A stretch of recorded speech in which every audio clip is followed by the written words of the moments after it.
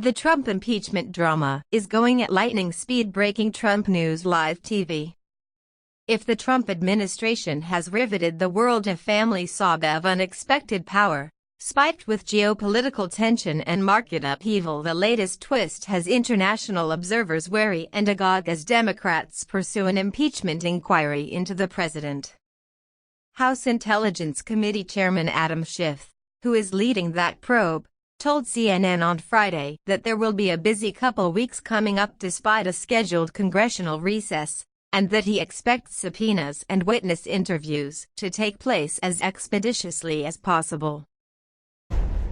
We've already begun reaching out to witnesses. We're going to be noticing depositions or interviews as soon as next week. We're going to hold hearings as soon as we can.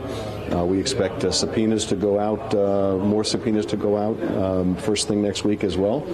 So we're moving with all speed. I know that we're going to do everything we can to proceed methodically but swiftly. But we will expect that the administration is going to do everything they can to shut us down. When they do that, as they try to do that, every effort by the administration to slow us down will only add to the case against them for obstruction of Congress. After almost 3 years of turbulence that include presidential tweets insulting foreign leaders, abrupt withdrawals from international pacts, and policy reversals as U.S. officials say one thing and Trump emphatically says another, observers are almost inured to the chaos. But current and former diplomats tell CNN that this chapter stands out as much for what's at stake within the U.S. as the potential fallout around the world. It's always something with this administration, said one European diplomat, but this feels different. Wag the dog. CNN spoke to current and former envoys based in the United States as well as diplomats gathered from around the world for the 74th United Nations General Assembly to hear their country's views and concerns as the impeachment drama unfolds. Some said the turmoil could mean that U.S. global leadership seen as waning under Trump will fade ever further. Others argue the president may try to draw attention from his domestic troubles by making a splash on the global stage, though few see a wag the dog scenario of war. Some worried about the ripple effects that their leaders call transcripts with Trump could also be released or that global markets could eventually be destabilized. Several said they see the impeachment battle ultimately strengthening Trump, while others marveled at just how far political discourse in the U.S. has fallen, and how fast. It's fascinating to see in 2 years, the level of American political discussion has today collapsed, said Gerard Araud, former French ambassador to the U.S. Referring to Trump's discussions with Ukrainian President Volodymyr Zelensky that lied at the heart of the scandal, Araud said that, 2 years ago, what he said would be constituted as a major crisis. Now there is a new story and new falsehood every day. More than half the U.S. House of Representatives now support an impeachment investigation amid a growing controversy after the White House released a transcript of Trump's July 25 call with Zelensky.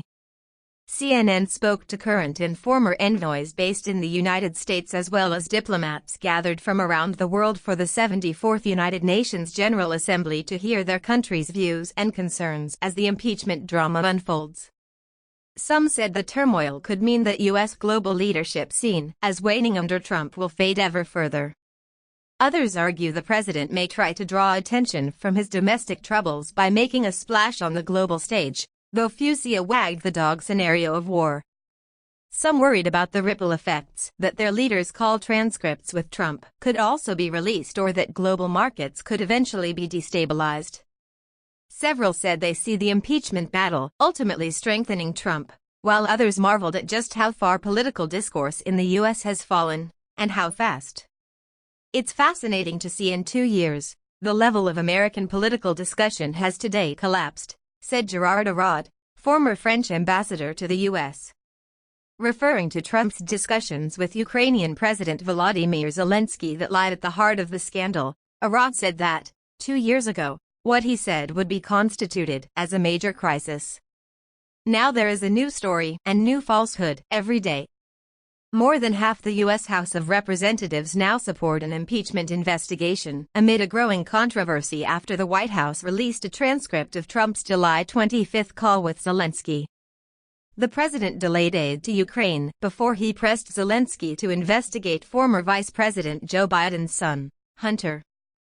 There has been no evidence of wrongdoing by either Joe or Hunter Biden.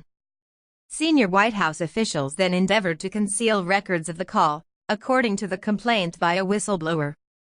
Arad said Trump's apparent quid pro quo demand in the call with Zelensky is totally appalling. He added that it also means foreign leaders now know that whatever they say to Trump may be made public. Foreign governments are now more than ever convinced that you have to be cautious with Trump, because will he make the call public?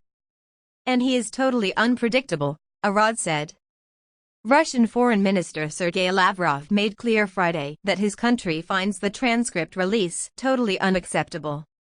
My mom was bringing me up and she said that reading other people's letters is inappropriate and it's indecent, Lavrov said in answer to a CNN question at a press conference. Letters of two people elected by their nations to be at the helm of the country, their traditions, their manners, including diplomatic manners that suppose a certain level of confidentiality. On the other hand, Trump keeps fighting back the Democrat by doing what he does best, refusing, threatening, calling the impeachment is the biggest scam ever. Being so vociferous. Bringing all of the issues to the public, being so vociferous, saying that this or other administration, if they don't show a certain memo, a memo to relatives, to some partners, then this administration will be brought to its knees. What kind of democracy is that? Lavrov asked. How can you work in such conditions? Many envoys said they now expect foreign policy to take a back seat. They are going to be totally distracted. Foreign policy priorities aren't going to be on the top of their mind, the European diplomat said.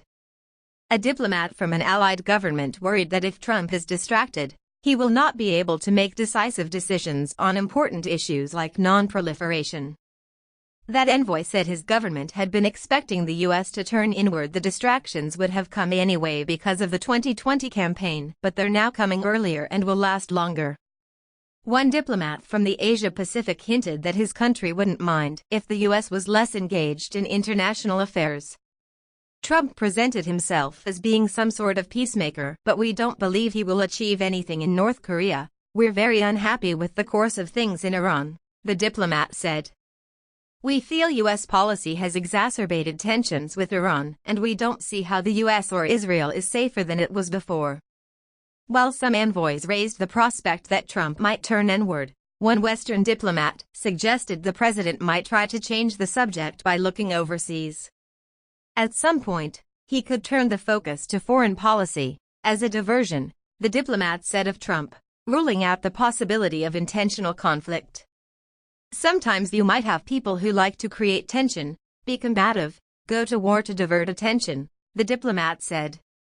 This is not that president. He's proven in 3 years that he's reluctant to go to war. He might try to make a breakthrough with North Korea, or try to do something with Iran. Publicly, senior foreign officials have been circumspect about Trump's woes. When Iranian President Hassan Rouhani was asked whether Iran's best hope was to see Trump impeached or defeated in next year's election, he offered a careful response. Our best hope is for the United States government to pursue right policies, whomever that person may be heading the executive branch or from whichever party, Rouhani said Thursday. The endless verbal war between Donald Trump and Congress has been moved to a new level, and make the consequences would be more damages for both sides. A big impact. Several diplomats from smaller countries said they saw little immediate impact, but pointed to a hazard for economies of all sizes. U.S. domestic turmoil here has very little impact, said Mari Cruz of UNA, Director General of International Organizations for Equatorial Guinea. But at the end of the day, if there's a big worldwide drop in markets or oil prices, it could have a very big impact. That's especially true for small countries like us. Many predicted impeachment will become a long, drawn-out fight that ultimately serves Trump.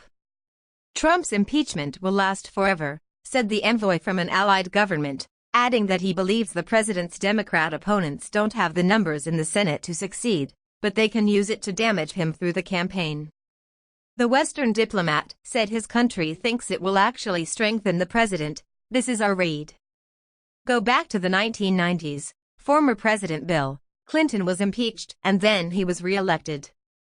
It will stimulate his base, and he will win and continue to do what he wants. While Clinton was impeached after he had been re-elected in 1996, the Democrats did gain seats in the 1998 midterm elections, and Clinton's approval rating increased.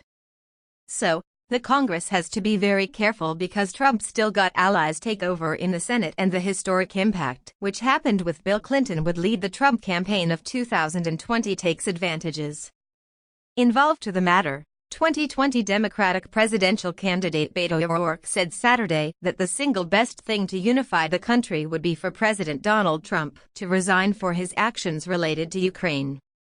The best possible path, especially if you're concerned about a country that's never been more divided, perhaps more highly polarized every day, is for this president to resign, allow this country to heal, and ensure that we come back together with the greatest, most ambitious agenda we've ever faced. None of it possible while he remains in power, O'Rourke said at the Texas Tribune Festival in Austin. Fidelia McCain from Live TV contributed to this report. Thanks for watching. Don't forget like and subscribe. Leave your comment for video. Thanks.